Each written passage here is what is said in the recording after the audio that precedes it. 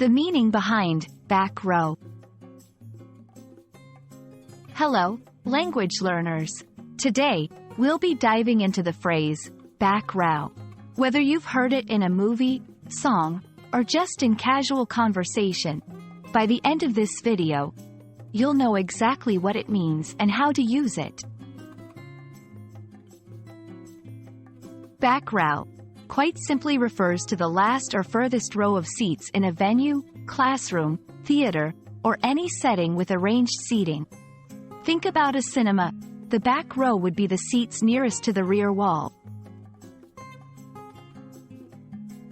Sometimes, back row can carry certain connotations or implied meanings based on the context.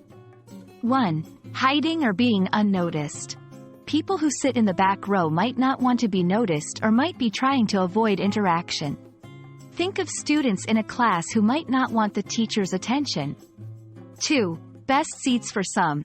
In cinemas or theaters, some believe the back row gives the best viewing experience.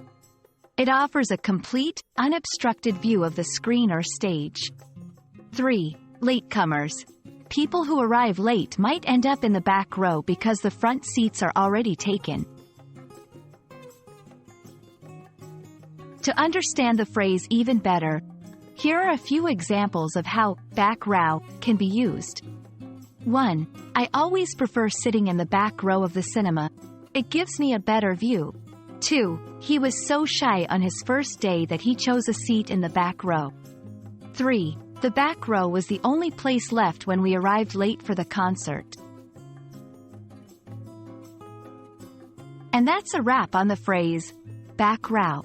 It's fascinating how two simple words can hold various meanings depending on the context. We hope you found this explainer video helpful and that the next time you come across the phrase, you'll know precisely what it means. Keep learning, and until next time, happy language adventuring.